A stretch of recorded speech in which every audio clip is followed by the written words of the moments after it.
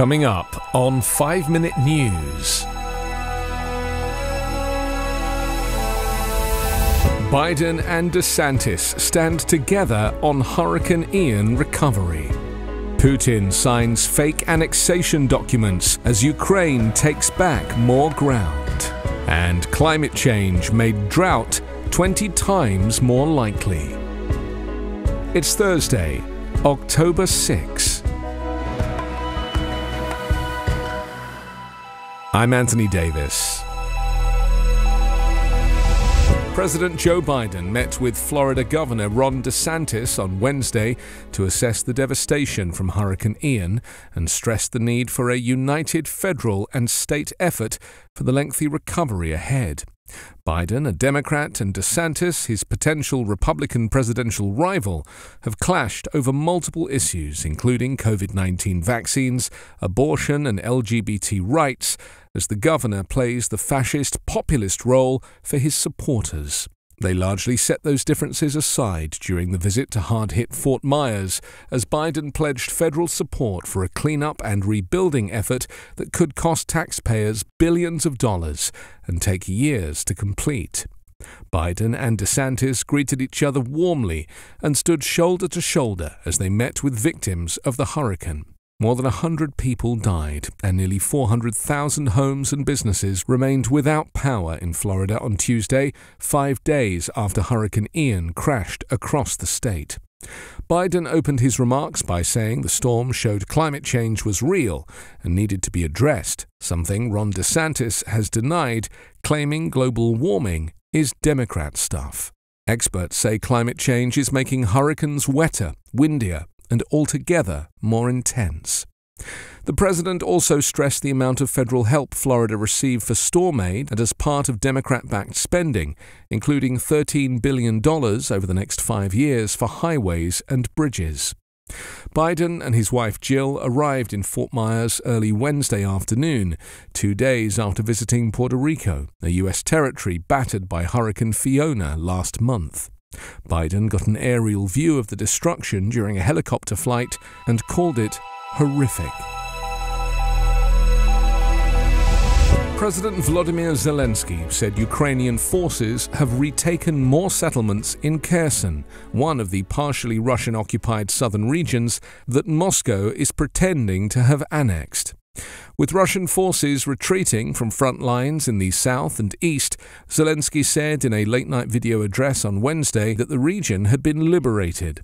At the United Nations, Russia is lobbying for a secret ballot instead of a public vote when the 193-member UN General Assembly next week considers whether to condemn Moscow's move to try to annex Donetsk and Luhansk in the east and Kherson in the south, after staging referenda in the provinces. Russian President Vladimir Putin signed fake annexation documents on Wednesday to supposedly incorporate the 4 regions into Russia. Ukraine says it will never accept an illegal seizure of its territory by force. Kiev and the West said the referenda were rigged votes held at gunpoint.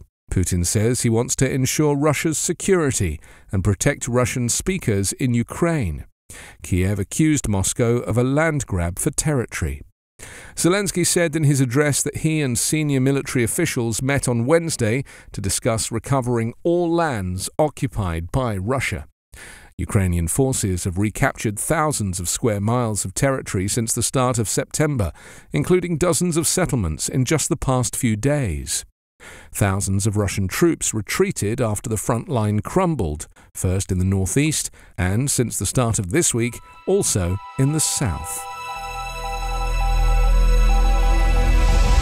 Drought that has stretched across 3 continents this summer, drying out large parts of Europe, the United States, and China, was made 20 times more likely by climate change, according to a new study. Drought dried up major rivers, destroyed crops, sparked wildfire, threatened aquatic species, and led to water restrictions in Europe. It struck places already plagued by drying in the US, like the West, but also places where drought is more rare, like the Northeast. China also just had its driest summer in 60 years, leaving its famous Yangtze River half its normal width. Researchers from World Weather Attribution, a group of scientists from around the world who study the link between extreme weather and climate change, say this type of drought would only happen once every 400 years across the Northern Hemisphere, if not for human-caused climate change. Now they expect these conditions to repeat every 20 years, given how much the climate has warmed. Ecological disasters like the widespread drought and then massive flooding in Pakistan are the fingerprints of climate change, Martin van Aalst, a climate scientist at Columbia University and study co-author, said. This analysis was done using the warming the climate has already experienced so far, 1.2 degrees Celsius, but climate scientists have warned the climate will get warmer, and the authors of this study accounted for that. We're seeing these compounding and cascading effects across sectors and across regions, Van Aalst said. One way to reduce those impacts is to reduce emissions.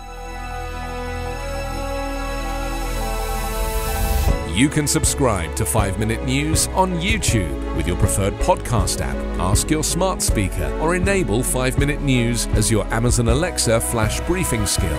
Subscribe, rate and review online at 5minute.news. 5-Minute News is an Evergreen podcast covering politics, inequality, health and climate, delivering independent, unbiased and essential world news daily.